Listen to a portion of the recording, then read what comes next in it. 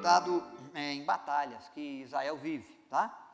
Batalhas que Israel vem enfrentando. Interessante que nós começamos esse tema antes de Israel entrar em guerra, né? A nação de Israel entrar em guerra. Nós temos falado aqui, tirado lições sobre o agir de Deus junto às batalhas dos exércitos de Israel, nos tempos bíblicos, né? E hoje eu quero continuar falando de batalhas, do Israel de Deus, não apenas o Israel nação, mas o Israel igreja de Cristo, né? E nós vamos falar da nossa batalha, da nossa luta contra o pecado. Nós estamos no meio da reforma protestante, como eu já falei na abertura do nosso encontro aqui. Já falamos também de princípios que envolvem a reforma protestante, né? Mas a reforma protestante foi uma batalha, uma luta contra o pecado, contra a corrupção da igreja, contra a igreja e o princípio da igreja e algumas pessoas do clero da igreja, um grande número do clero da igreja, que foi se distanciando da palavra de Deus.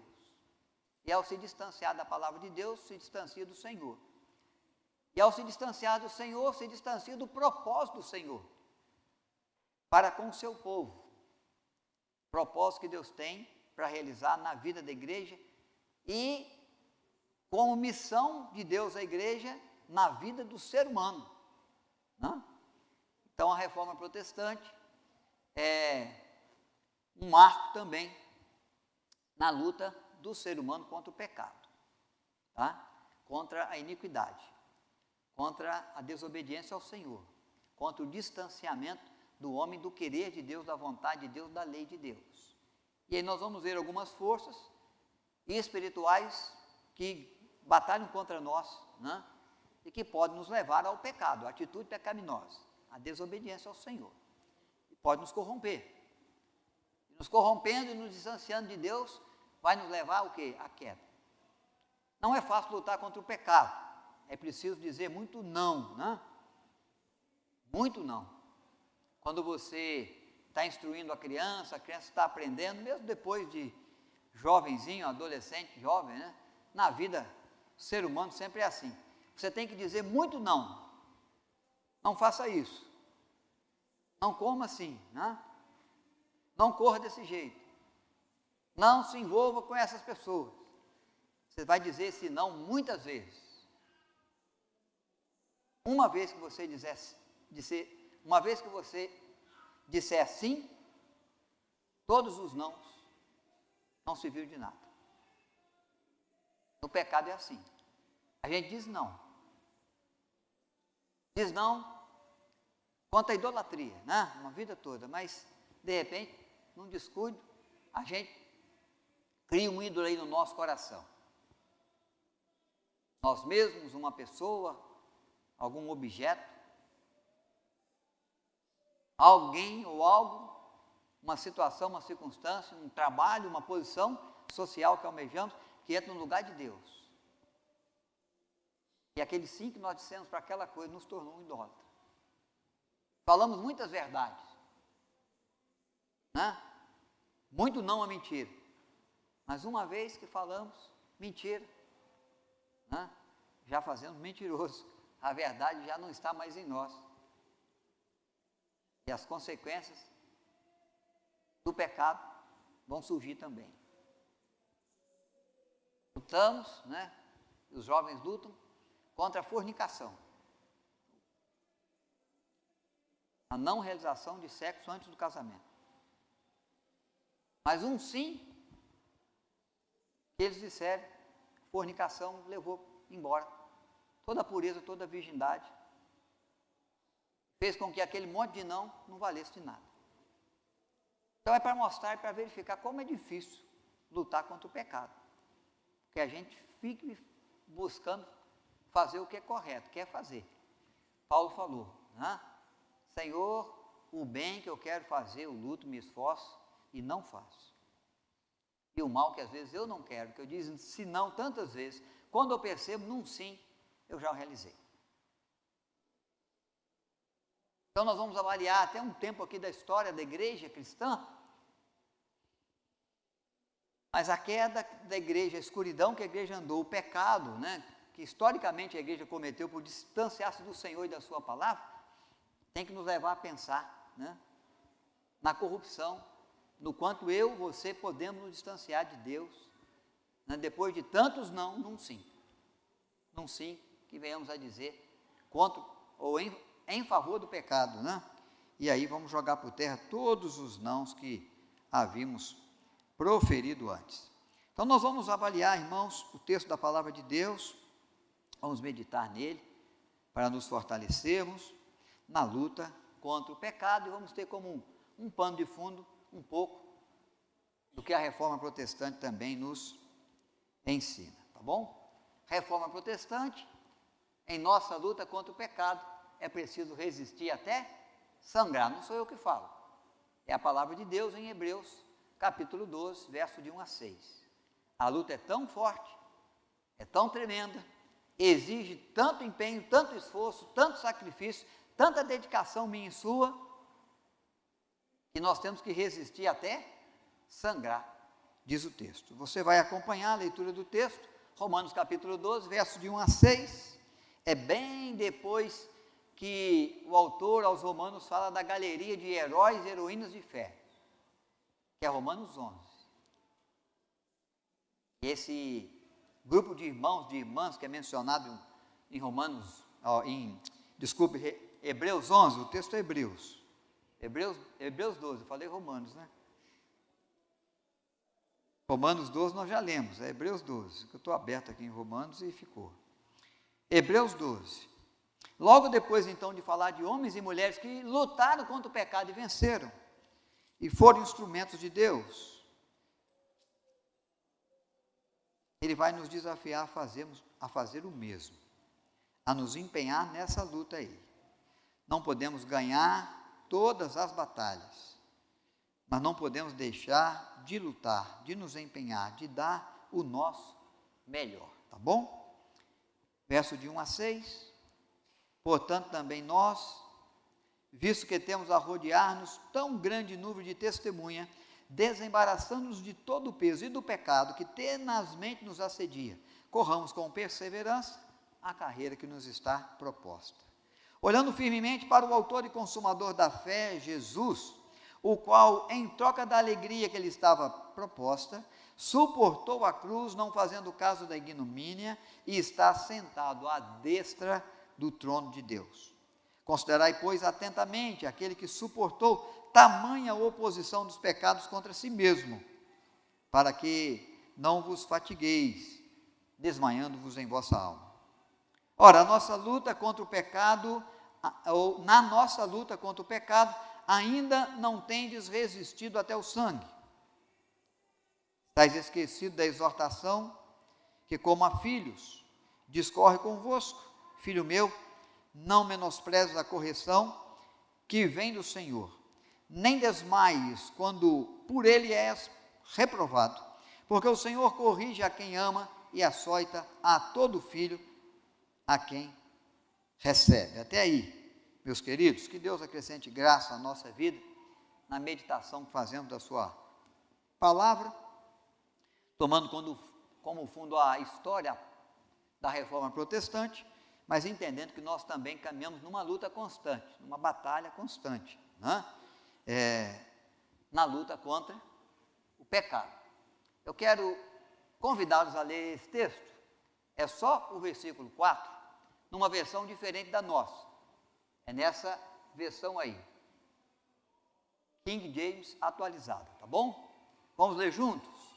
Ora, na guerra contra o pecado, ainda não tendes resistido até o extremo de derramar o próprio sangue. Acho que nessa versão dá para entender melhor, né? O que o autor aos Hebreus quer dizer. O que o Senhor espera de nós na luta contra o pecado. Ele chama de batalha. É uma batalha. É uma guerra de todo dia. Uma guerra contra sentimentos, contra pensamentos, contra palavreado pecaminoso que vem na nossa boca, contra a intenção errada do nosso coração, contra a ação fora do propósito de Deus, contra a reação diante de circunstâncias que faz ferver o nosso sangue e que nos faz, quem sabe, desejar agir por nós mesmos, do nosso jeito, com a nossa força, nos esquecendo da maneira como Deus nos mandou viver. É uma luta que exige de nós resistência ao extremo. Temos que resistir até não aguentar mais. Esse aspecto de luta mencionada nesse texto, meus irmãos, é como a luta de boxe que existia lá ainda nos tempos de Paulo, nos tempos da igreja. Subia 2 pessoas no ringue com as mãos enfaixadas em couro, e eles iam lutando, e o propósito era resistir, sangrando, mas não cair, sangrando, mas não entregar, sangrando, apanhando, mas se mantendo de pé. Depois foi acrescentado aí debaixo dessas luvas peças de cobre, né, de ferro, que eram também colocadas para que o golpe ficasse mais forte, para que os guerreiros conseguissem arrancar mais sangue, machucar mais. E é nesse contexto que somos convidados a lutar contra o pecado, lutando como aqueles que estão em guerra, resistindo como aqueles que vão ao extremo da sua força, da sua resistência, da sua possibilidade. É isso que a carta aos Hebreus vai desafiando o meu e o seu coração. Algumas forças espirituais contra as quais nós lutamos. E a primeira dela é contra o diabo. E é bom nós lembrarmos algumas verdades, né? Mateus capítulo 4, que está ali, é o texto de Jesus é tentado pelo diabo. Se Jesus, sendo filho de Deus, foi tentado pelo diabo, essa é uma foto do monte onde ele foi tentado pelo diabo, lá em Israel, o Monte da Tentação. Hoje tem um mosteiro lá, né? E você consegue visitar lá. O monte onde Cristo foi tentado pelo diabo. Sendo Deus, não tendo cometido pecado algum, não tendo uma natureza pecaminosa como a nossa, mesmo assim o diabo não deixou de tentá-lo. Depois de 40 dias, 40 noites sem comer, ele vem trazer sobre Cristo a tentação, né? Primeiro, das necessidades básicas. Está com fome? Ordene que as pedras se transformem em pão, se és filho de Deus. Porque o que é mandar uma pedra transformar em pão para o Deus Todo-Poderoso, né? E mata a sua fome. Depois ele vai tentar Jesus, né, na cobiça do seu coração, olhando para os reinos desse mundo, para a terra, do alto do monte, ele diz: tudo isso aí que você está vendo será seu, se prostrado me adorares. Se você quer ter, né, se você quer ser, se você quer ter poder, se você quer conquistar, eu posso te dar tudo, desde que me adore. Prostre e adore. Então está tentando a cobiça do coração de Cristo, né? E depois ele vai tentar o Senhor Jesus no propósito de ser reconhecido como o Messias. Jesus veio para ser reconhecido como Filho de Deus. Ele veio para ser reconhecido como o Emanuel, não apenas o Jesus nascido em Nazaré, o Jesus filho de Maria e José, mas como o enviado de Deus ao mundo para salvar o perdido. E ele vai dizer, lá no pináculo do templo em Jerusalém, com a praça toda cheia de gente, cheia de judeus a quem foi prometido o Messias, ele fala: pode saltar daí, solta daí, o Pai vai mandar um paraquedas angelical, você vai ser amparado pelos anjos, ele vai te fazer descer planando lá no meio da praça, todo mundo vai dizer: esse é o Messias, eis que o Messias chegou, o enviado de Deus. Reconhecimento. Essas coisas todas, o ser humano anda em busca de reconhecimento, de suprir necessidades básicas e de possuir coisas, e de ter, muito mais às vezes do que ser. A pessoa quer ter, quer possuir. Então ele é tentado nas nossas fraquezas, naquilo que nos tenta. E ele venceu não usando de atributo dele de Deus, de argumentação dele de que era Deus, e por ser Deus ele já é maior do que o diabo, porque ele criou o anjo decaído.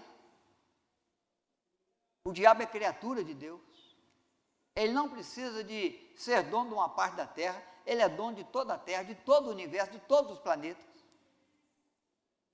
Mas ele não fez uso dos seus atributos de Deus. Ele usou da palavra de Deus. Na luta contra o pecado, dentro das tentações do diabo, que conhecendo as nossas fraquezas, os nossos desejos, as nossas necessidades, quer nos levar à queda, à desobediência ao Senhor. O que acontece? Nós temos que conhecer a palavra de Deus e lutar dentro do conhecimento que a palavra de Deus nos dá. Na nossa luta contra o pecado, nós resistimos com a palavra de Deus. Tiago nos lembra essa verdade no capítulo 4, no versículo 17, ou no versículo 7. Suportai-vos, portanto, a Deus, mas resisti ao diabo, e ele fugirá de vós. Então, a forma da gente lutar contra o diabo é a palavra de Deus. Jesus usou a palavra de Deus. E ele nos deixou a sua palavra para nós usarmos também, para resistirmos também ao diabo, para vencermos também aquele que nos tenta. Não com atributos extraordinários, porque o ser humano não é extraordinário, mas com a palavra revelada de Deus ao nosso coração. Temos que conhecer a palavra para vencer as artimanhas do maligno, fortalecido, capacitado pela palavra de Deus. E o diabo não nos tenta a partir, ou tenta o ser humano a partir de Cristo para cá. Não é coisa que a gente vive hoje, é coisa que ele já viveu, já fez desde Adão e Eva no Éden. Deus formou o homem, homem e mulher os formou, colocou no jardim do Éden, estabeleceu uma árvore do conhecimento do bem e do mal, onde está estabelecida a aliança, e a serpente, o diabo em figura de serpente, chamado de a mais sagaz de todos os animais da terra, se apresenta diante de Eva para tentá-la à queda, para fazê-la comer do fruto proibido, para que ela tomasse do fruto e comesse. Qual é a artimanha do inimigo? Torcer a palavra de Deus. Ele chega para Eva, e a serpente vai dizer o quê? Não é assim que Deus disse, de todas as árvores do jardim não comerás? Então ele começa trazendo uma palavra como se fosse de Deus em algo que Deus nunca falou. Deus falou, de todas as árvores do jardim comerás livremente. Mas a expressão de Gênesis 3 na tentação da serpente, no versículo 1, quando ela chega para Eva, ela chega com a palavra de Deus, mas torcendo aquilo que Deus disse. Não é assim que Deus disse? De todas as árvores dos jardins não comerás. Então nós temos que entender que muitas das vezes nós temos as nossas ações, os nossos princípios tomados, pervertidos, com o uso até da palavra de Deus.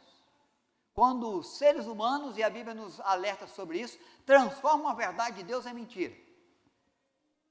Isso é um texto também de Romanos capítulo 1, verso 25. Para nos conduzir por caminhos os quais Deus não quer, mas faz uso da sua palavra e torce a palavra de Deus para ver se nos coloca no caminho que Ele não indicou. Como se fosse até a ordem do próprio Deus, a vontade do próprio Deus, nos ensinando e nos conduzindo por veredas tortuosas. Nós vamos ver, meus queridos, que muito do que acontece na Reforma Protestante, da corrupção da igreja, ela parte da palavra de Deus. Textos bíblicos que são levantados, são torcidos, e uma verdade de Deus é transformada em mentira, e o povo é tirado do caminho, e é conduzido por veredas tortuosas, injustas. Sai do propósito de Deus para viver o propósito dos homens. Homens que Jesus também alerta dizendo, tereis entre vós falsos profetas, acautelai-vos dos falsos profetas. Tenha cuidado. Do meio da igreja, do seio da igreja, da liderança da igreja, pode ser que surja ensinos que não venham do Senhor, da sua palavra, do revelar de Deus, do querer de Deus, que parte, que acontece, que vem, tá? Como se fosse palavra de Deus. Daqueles que dizem, assim diz o Senhor, e proclamam uma palavra como verdade que Deus nunca proclamou. Como a serpente, como o diabo, que toma da palavra de Deus de maneira errada para perverter. Você encontra essas verdades em Mateus 24, na palavra de Cristo, quando ele nos alerta sobre os falsos profetas. Em Pedro, 2 Pedro capítulo 2, e eu gostaria que você lesse esse texto em casa, porque você vai encontrar Pedro descrevendo ali o viver da igreja, o viver de uma liderança na igreja no seu tempo, que vai falando em nome de Deus o que Deus nunca falou, que vai conduzindo as ovelhas, diz ele, para caminhos tortuosos, para veredas perigosas, escorregadias, que vai tirando a verdade do coração do povo e vai inculcando neles a mentira, o engano, o engodo. E vai conseguir, a expressão é, seduzir o coração de muitos. Então o diabo, ele toma a pessoa, ele toma até a palavra de Deus, para armar as suas situações, as suas ciladas, no propósito de quê? No propósito de nos derrubar. Irmãos, a igreja no início da sua era cristã, ela foi muito perseguida, isso não é novidade para você. Ela começou a ser perseguida por judeus, tá? E depois ela foi perseguida pelo grande império romano, que estabeleceu um culto ao imperador e não aceitava que nenhum outro princípio de culto pudesse ser estabelecido. Jesus não podia ser chamado de Senhor, só César, só imperador. E a igreja foi perseguida. No princípio da era cristã, nós sabemos disso, até o ano 313 da era cristã. E recebendo açoites, e recebendo prisões, e recebendo morte. Em algum tempo menos intenso, depois muito intenso, muitos mártires foram feitos. O propósito é o quê? Fazer a igreja se calar. E ela resistiu, ela sangrou. Ela deu a vida, mas não se calou. Ela não se rendeu à declaração de que Jesus não era Senhor, de que Jesus não era o enviado de Deus, de que Jesus não era o Emanuel. Ela resistiu à perseguição sangrenta do império. Houve período em que faltou madeira para fazer cruz, para crucificar cristão em Roma, nos tempos e nos dias do imperador Nero. Mas a igreja não se calou, a igreja não se corrompeu, a igreja não negou a sua fé. Mas em 313, Constantino, ele vai fazer cessar, o imperador romano vai fazer cessar a perseguição à igreja cristã, chamada cristã, os cristãos. Depois dele vai vir um novo imperador. E esse imperador é aquele que vai, Teodócio, é aquele que vai coligar o Império Romano ao pensamento cristão. Isso vai se dar no ano de 390 da era cristã. Em 391, o mesmo Teodócio, ele vai determinar de que ninguém pode ser pagão dentro da região do império, do domínio do império. Todos têm que ser cristãos. E o que acontece a partir daí é que muita gente vai vir para a igreja, vai vir para dentro do templo, para junto do movimento chamado cristão, sem a sua conversão, mas vai vir por conveniência. O Império Romano, que perseguia o cristão, agora ele persegue qualquer pagão. Se você tem um outro princípio religioso, que não é o cristão, você é perseguido. Você vai ser preso, pode ser açoitado, pode ser até morto, como era o cristão antes, quando existia o culto ao imperador. E agora muita gente, então, não quer o império no seu calcanhar, não quer se tornar mártir no império por causa da sua religião, do seu princípio religioso. Ele vem para a igreja sem a sua conversão. Ele vem porque lhe convém, mas não porque ele converte ao cristianismo. E quem vem com o seu princípio de fé, ele vai olhar para o cristianismo e vai querer fazer uma adaptação do cristianismo naquilo que ele crê, naquilo que ele pensa. E a partir daí, então, a igreja vai começar a viver corrupções. A verdade de Deus vai ser transformada em mentira. Por quê? Porque há interesse de alguns corações humanos, naquilo que eles creem, naquilo que eles sabem, naquilo que eles têm interesse e não naquilo que é do interesse de Deus. Nem daquilo que é da revelação de Deus para as suas vidas, porque eles não têm nada revelado de novo, eles não viveram um novo nascimento. Eles estão tomados ainda pela cegueira que o diabo pôs. E aquilo que o Império Romano não conseguiu, a paz vai promover.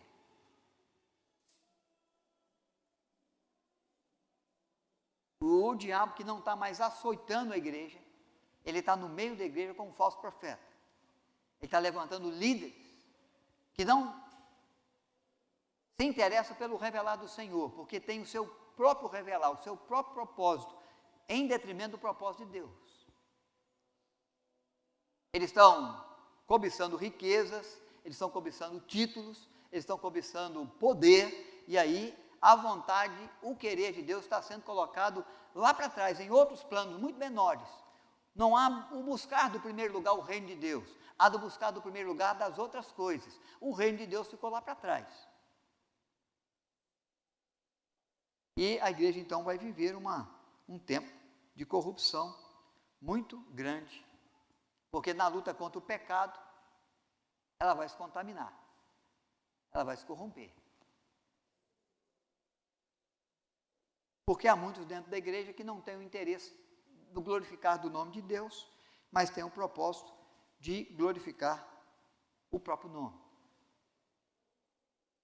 Então, na luta contra o diabo, nós temos que estar atentos às suas artimanhas, à sua perspicácia,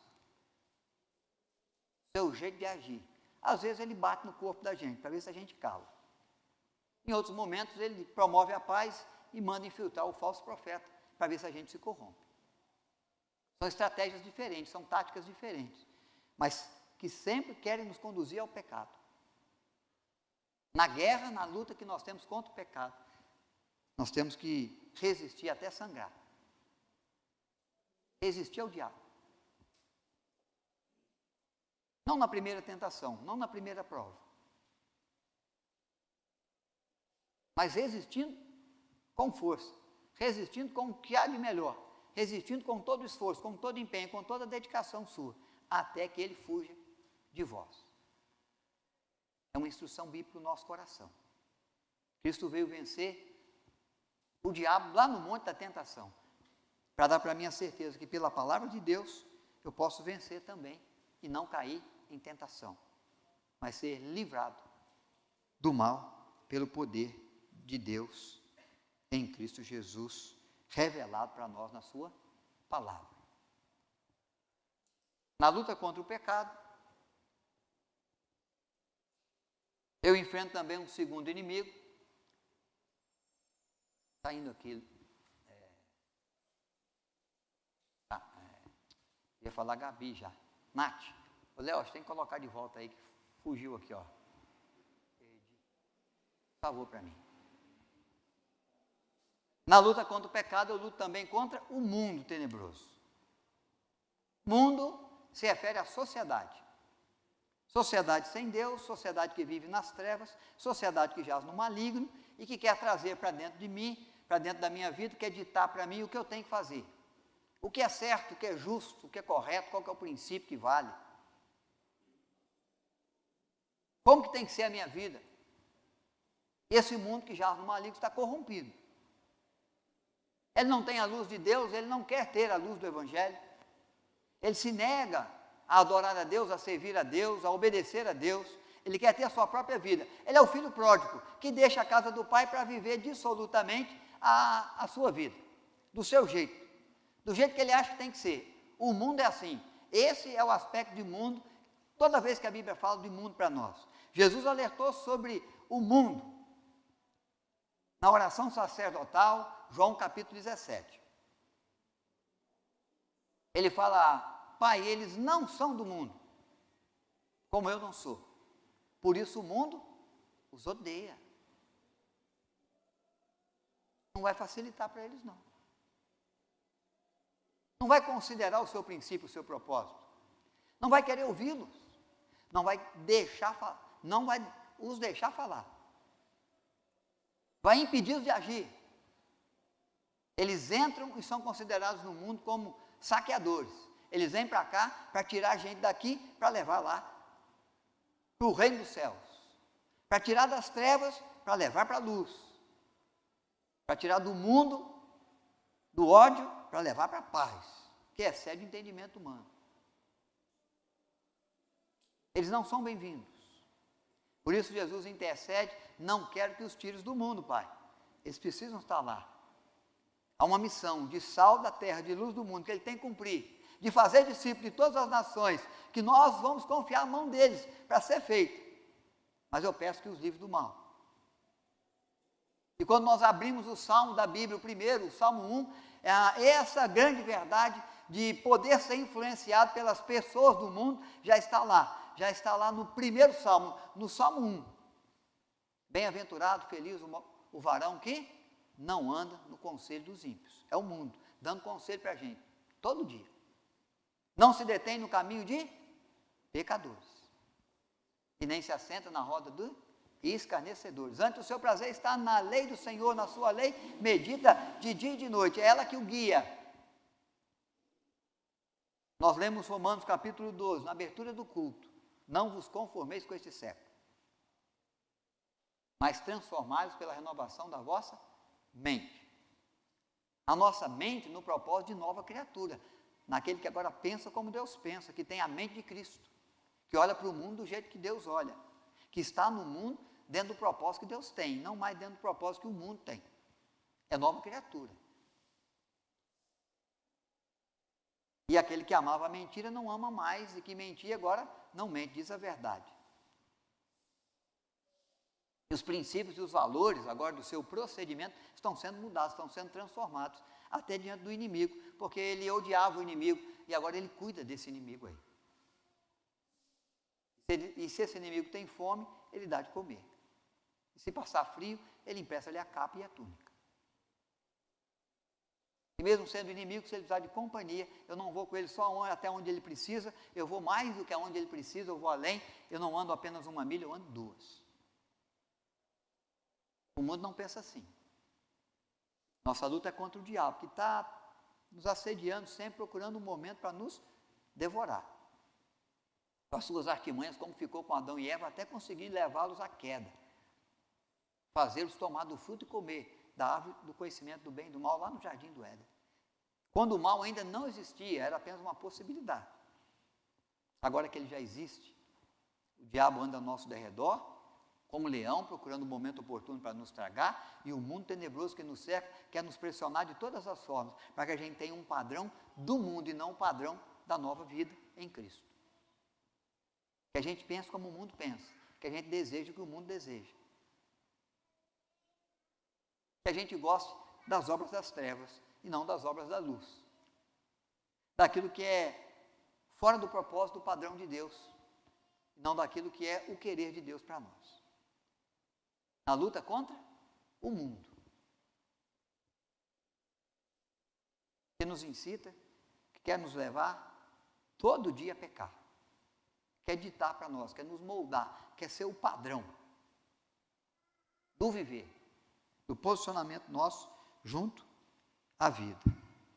Então nós já lemos o Romanos 12, 1 e 2, você se lembra muito bem disso, né, lá no texto, né, da abertura do templo, e eu já mencionei também João 17, na oração que Cristo faz, nos alertando sobre os perigos do mundo, um mundo que nos odeia, um mundo que não quer o nosso bem, um mundo que não vai facilitar para nós, um mundo que quer nos ensinar o pecado, quer nos instruir naquilo que nos destrói. Então o que aconteceu é que o mundo veio para dentro da igreja, muita gente sem conversão, muita gente por conveniência, muita gente chegando na liderança da igreja, muita gente querendo fazer e ver na igreja a fé que ele já exercia lá atrás, e começou então a inserir coisas que não são de Deus, que não estão dentro do propósito de Deus, que não vem dentro da visão de Deus para a igreja, mas que é a visão do mundo. E a igreja começa a se corromper. Nesse panfleto aqui, a corrupção da igreja, desde 310, acho que a última data lá em cima é 1950. Passou pela Reforma Protestante, 1517, porque a igreja continuou se corrompendo, continuou inserindo princípios, como se fosse verdade de Deus em seus dogmas, que nada tem a ver com o propósito de Deus. Ele começa com o culto aos santos, ele começa com intercessão pelos mortos, ele começa com o propósito de acender velas para iluminar o caminho daqueles que morreram, para que eles possam encontrar a presença de Deus, se não agiram, se não creram na pessoa de Cristo. Ele começa com a verdade pregada pela igreja sobre o purgatório. Ele começa com a igreja pregando de que a salvação pertence à igreja, e quem ela batizar está salvo, e quem ela excomungar está condenado ao inferno, independente se ela crê no Senhor Jesus verdadeiramente ou não, e ela vai se corrompendo. E ela vai tirar então das mãos do cristão a Bíblia. 1229.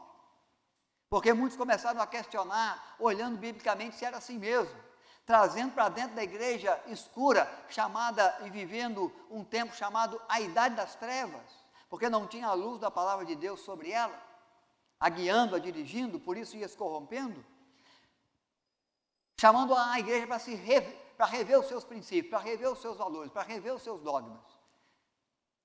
E o clero da igreja, então, em 1229, falou: olha, vocês não têm condição de compreender a Escritura, vocês são crentes comuns, vocês não têm o estudo necessário das letras, né, dos idiomas em que foram escritos os primeiros textos bíblicos. E hoje é difícil tirar da mão da igreja a Escritura. Tem Escritura para todo lado, você tem uma internet, você pode escolher a versão que você quer ler. Você pode colocar no seu celular aí uma infinidade de versões bíblicas. Mas nos tempos da Reforma não. Nos tempos da Reforma a igreja ficava aberta durante o dia, toda a igreja, porque você não tinha condição de ter um texto bíblico na sua casa. Isso é coisa para reis, isso é coisa para o clero. É da igreja e é de reis, que tinham os seus copistas. Então ficava uma sala aberta na igreja, para você ir lá, tomar dos livros sagrados e ler na sua devocional pessoal, diária. Por isso o tempo ficava aberto dia e noite. Ali também você podia fazer a sua oração em razão daquilo que Deus moveu o seu coração, ou daquilo que te moveu até a igreja. Você ora, busca Deus, você busca a direção de Deus nos textos sagrados, e você ora de novo se quiser e vai para a sua casa. E vai enriquecido pelas Escrituras. Foi recolhido dos templos, das salas, todos os livros sagrados, e a Bíblia saiu da mão do povo, da população no seu geral. Reis continuavam tendo, clero continuava tendo, seminários continuava tendo. E a igreja sempre continuou tendo pessoas fiéis, servos fiéis, no clero ou não. Aqueles que serviam a Deus com fidelidade, a quem Deus preservava-lhes a fidelidade à Escritura. Aqueles joelhos fiéis que não se dobram, aqueles joelhos fiéis que Deus preserva, pelo seu poder, pela sua graça, pelo seu propósito.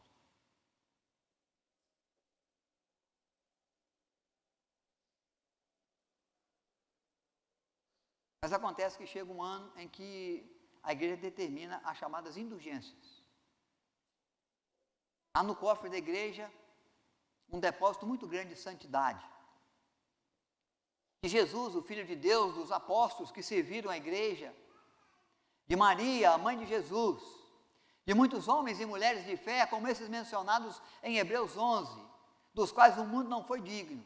Esse pessoal foi crente demais, foi santo demais, foi obediente demais. Eles foram para o céu muito facilmente, mas eles deixaram o excesso da sua santidade no cofre da igreja, no barril da igreja. E você que não é santo assim, você pode comprar isso da igreja. A igreja pode te dar para purificar o seu pecado, sua alma. Você vai pagar. E foi estipulado as tabelas de cada pecado e quanto custava isso financeiramente para você, para mim, para qualquer cidadão. E você declarava o seu pecado diante do clero e o clero determinava quanto isso ia custar e você pagava e recebia uma bula papal dizendo: estão perdoados os seus pecados, até aqui. Esses pecados que você confessou foram determinados aí em fração de dinheiro, e você pagou e recebeu o perdão. Como se nós pudéssemos adquirir perdão de Deus pelo nosso mérito, pelo tamanho da nossa conta bancária, pela nossa possibilidade financeira. Então é a corrupção que a igreja infelizmente viveu. sendo chamada sempre de retornar à Escritura. O mundo veio para dentro da igreja e o mundo começou a ditar na igreja as normas que ele estabelecia para aqueles que queriam andar em santidade aos olhos da igreja, mesmo que não fosse aos olhos de Deus. Quem seria fiel e quem seria herege? Quem seria obediente e quem era o desobediente para com o clero, para com a igreja? Nossa luta contra o mundo. E às vezes não está só na sociedade que a gente vive, do portão da igreja para fora, mas que se estabeleceu e pode se estabelecer do portão da igreja para dentro, dependendo de como este ensino, que é o propósito de Deus, qual a instrução que nós damos para você. Porque nada e ninguém pode falar acima da Escritura. A Escritura, a Bíblia Sagrada, é a palavra de Deus para nós. É um lema da Reforma Protestante, porque muita coisa foi feita fora da Escritura. E a Reforma é para chamar de volta a Bíblia, para que a palavra de Deus continue sendo lâmpada para os pés, luz para os caminhos. Salmo 119, 105. A corrupção vem da igreja. O mundo está dentro da igreja. A igreja vai se distanciando da palavra. E aí você no gráfico vai percebendo que ela vai se distanciando do propósito de Deus. Mas ela é chamada para voltar. É chamada para retornar às Escrituras. Para fazer da Bíblia o único livro de regra de fé e prática. A única autoridade que pode nos guiar no bom caminho da fé. Que pode nos instruir dentro do bom propósito de Deus. E os ensinamentos da igreja estavam corrompidos. Então nós estamos vivendo o dia aí de parabenizar os professores, né? Pelo ensino, pela formação que dá aos alunos. Você tem a responsabilidade de instruir. Quem tem a responsabilidade de instruir tem que ter cuidado no caminho que instrui. Hoje nós lemos pela manhã orientação de Deus aos judeus, aos pais judeus, Salmo 78, dizendo: olha, você deve instruí-los sobre o Senhor, contando a eles os feitos de Deus e o seu poder. E hoje podemos dizer, e a sua salvação. Para quê? Para que não se torne geração obstinada e rebelde, como foi aquela que pereceu no deserto. Porque sem conhecer o Senhor e se revoltando contra o Senhor, não creu na sua promessa, na sua palavra. E ali mesmo pereceu. Não herdou a terra prometida. Não entrou na Canaã. Não tomou para si o que era promessa de Deus aos seus. Quem instrui tem que ter cuidado na maneira como instrui, para onde instrui, como instrui. Porque a quem mais se dá, mais é cobrado. Se te deu a oportunidade de instruir, instrua no bom caminho, no caminho da verdade, no caminho da vida, no caminho da justiça, no caminho da paz, no caminho que está em Cristo, no caminho que leva à presença de Deus. Nós não podemos nos esquecer que a nossa instrução não é instrução de palavra. É a instrução que eu dou com a vida. Porque não adianta eu dizer a uma criança, a um adolescente, ao jovem, aonde que ele tem que ir, se eu não vou. O que ele tem que fazer, se eu não faço. O princípio que ele tem que ter, se eu não tenho. Ele vai fazer exatamente o que eu faço. Ele vai viver exatamente como eu vivo. Não há essa questão de faça o que eu falo, esqueça o que eu faço. Não para ensino, não para instrução. Então é a grande responsabilidade nossa, né?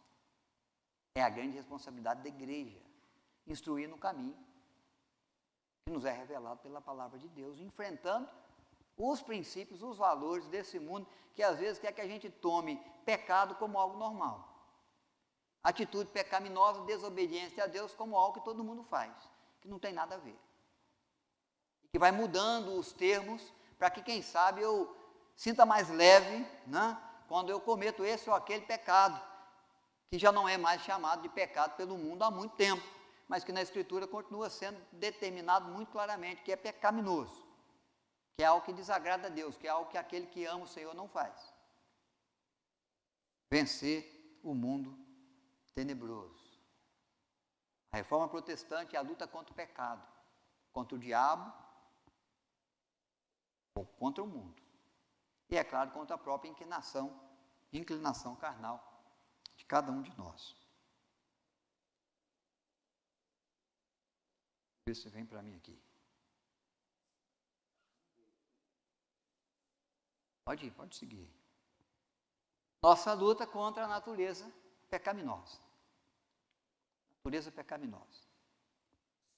Jesus não teve natureza pecaminosa. Ele nasce não na iniquidade.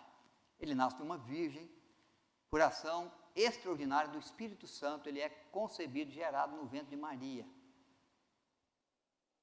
Então, diferente de mim, diferente de você, ele não tem uma natureza pecaminosa. Mas ele vive no jardim do Getsemane, o que nós podemos chamar da angústia que sobrevém ao ser humano em razão da vontade que ele tem e da vontade que Deus tem.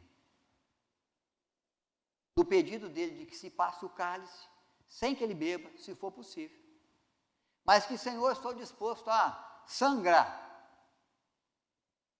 para vencer o pecado, para não deixar que ele vença o mundo,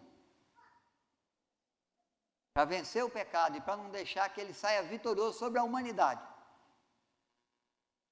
Então diz o texto que ele vai transpirar como gotas de sangue, tamanha a sua angústia, no jardim do Getsemane, lá em Jerusalém, na noite em que ele vai ser preso, depois caluniado e condenado à morte por crucificação. Enfrentar os açoites, as prisões, vai enfrentar a coroa de espinho, a zombaria, o caminho da via crucis,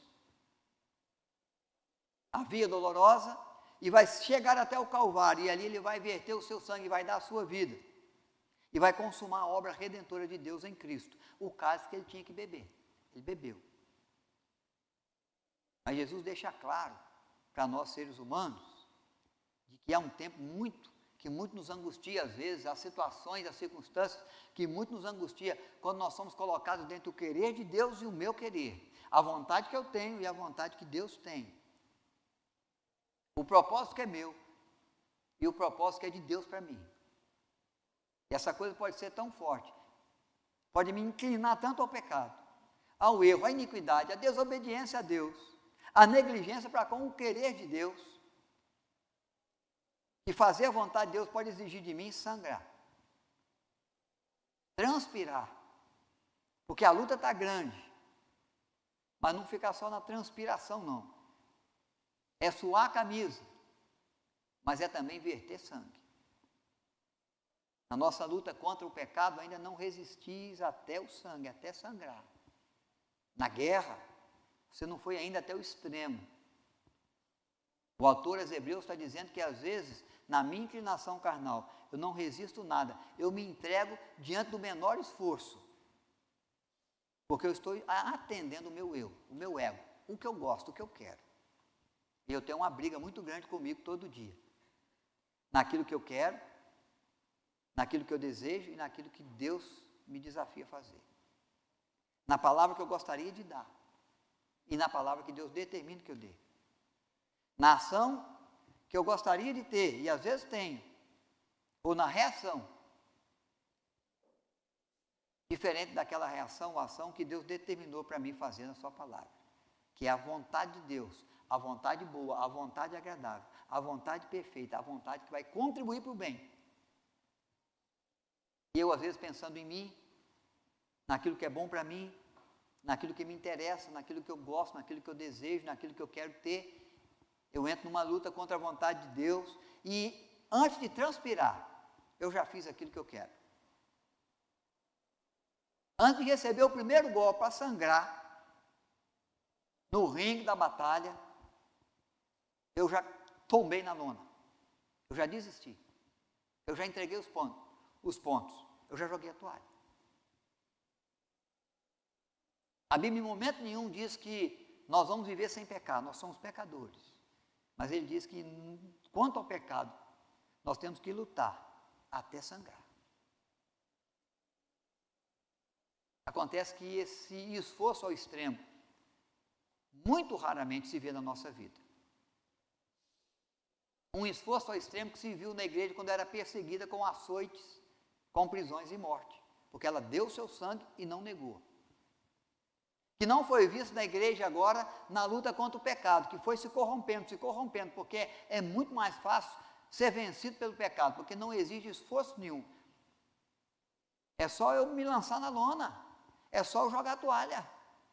Não pede de mim nem transpirar, quanto menos sangrar, para me atender à minha vontade. Não me leva nem a me angustiar diante de Deus para clamar. Pai, se possível, passa de mim esse caso, contudo, faça a tua vontade. Jesus deixa muito claro, nós viemos para fazer a vontade do Pai. Nem que a gente tenha que dar a vida, se sacrificar por isso. Mas nós não queremos nos sacrificar por nada. Nós queremos que Deus sacrifique alguém pela gente. E já sacrificou a Cristo. E às vezes nós achamos que é pouco. Achamos que Ele tinha que fazer mais. Que Ele tinha que atender mais. Que Ele tinha que olhar mais para a minha vontade. Que Ele tinha que massacrar mais o meu inimigo. Que Ele tinha que me ajudar mais lá no trabalho. Que Ele tinha que me abençoar ainda mais lá, porque está pouco. Mas o que Deus pede de nós é o contrário. Quem quer ser meu discípulo? Negue-se a si mesmo. É o primeiro pedido. É o primeiro alerta que Cristo dá. Sou eu, sua vontade, mesmo no tempo da angústia, mesmo no tempo que exigia esforço seu ao extremo, tem que ser enterrado, sepultado. Eu vou sepultar o meu eu. Meu querer, o meu interesse, a minha vontade, em detrimento da vontade de Deus. Eu vou ressurgir para a nova vida que Cristo pede de mim. Na luta contra o pecado, temos que resistir até sangrar. E eu muitas das vezes nem transpirei e já pequei. Eu não vi em mim um esforço extremo na guerra. Às vezes eu acho que isso aqui é uma brincadeira. Que é a misericórdia de Deus para perdoar o perdido. E me esqueço dos danos que o pecado traz para a minha vida e para a história daqueles que são atingidos em razão do meu pecado. Do quanto aquela atitude pecaminosa, de um sim que eu dei, diante de tantos não que eu já tentei dar, que eu vim dando durante a vida, o quanto aquele único sim, diante de milhares de não, vai trazer para dentro da minha vida algo que eu não gostaria de ter. Que Deus não se agrada, que Deus não se aprova. Que não vai ter mais conserto. Não porque eu não vou receber perdão, mas porque vai causar um dano que eu não vou ser capaz de reparar. Vai gerar a imagem da igreja, a imagem da minha vida, a história da minha vida, a imagem de Deus que eu carrego comigo, para um descrédito, para uma zombaria que eu não vou ter como corrigir, nunca vou apagar. Vai ficar marcado para sempre. Eu vou ser um vaso feito de novo, mas vai estar lá uma cicatriz daquilo que ficou, que um dia eu quebrei e que agora foi colado, mas que está ali a marca para todo mundo ver e todo mundo se lembrar, inclusive eu. Eu não fui capaz de resistir até o sangue, a minha própria natureza pecaminosa, meu próprio desejo, minha própria vontade de dizer não para o Senhor. Na luta contra o pecado. A igreja foi conclamada a dizer sim para o Senhor. Mas falou mais alto o quê? Falou mais alto a vontade do clero, a vontade da igreja, os dogmas da igreja. O interesse que muitos na igreja tinham naquele tempo. Em detrimento da palavra de Deus, a palavra do homem. Querer de Deus. Sepultado. A vontade do homem surgiu. Primeira carta de Paulo aos Coríntios, capítulo 10, versículo 13, vai dizer: não vos sobreveio tentação que não fosse humana, mas Deus é fiel e não permitirá que sejais tentados além das vossas forças. Pelo contrário, juntamente com a tentação, vos proverá livramento, de sorte que possais suportar. Dá para resistir, pessoal, mas tem que resistir até sangrar. Dá para entregar o ponto quando começa a transpirar. Não dá para desistir quando começa a sofrer. Jesus venceu o diabo no deserto. Ele venceu, né, esse propósito aí do homem de querer que ele não faça a vontade do Pai e consumou a obra redentora de Deus na cruz. Ele viveu entre os homens, sentou com pecadores, comeu com eles, conversou com eles e não pecou.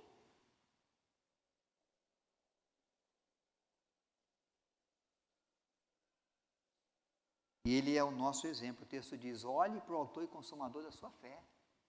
Não olhe para o ser humano que está ao seu lado não, que você vai cair.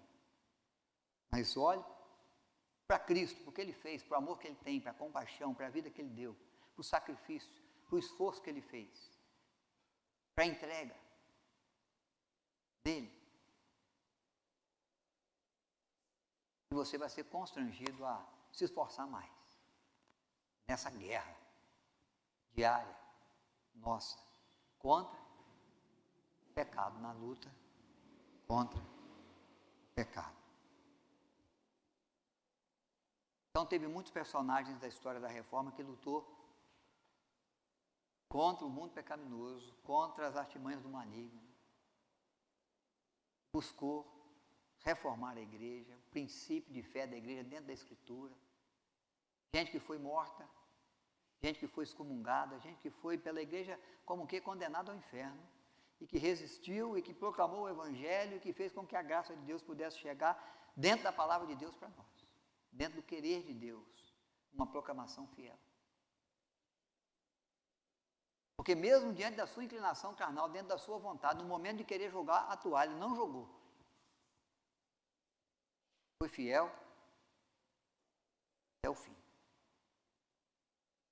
Paulo diz que ele também, sendo ser humano, enfrentou, combateu o bom combate, completou a carreira, guardou a fé, recebeu de Deus a coroa da justiça, reservada pelo Senhor aos seus servos, a Ele e a todos quantos creem na volta de Cristo. Nós cremos, nós lutamos, sejamos, pela graça de Deus, vitoriosos também.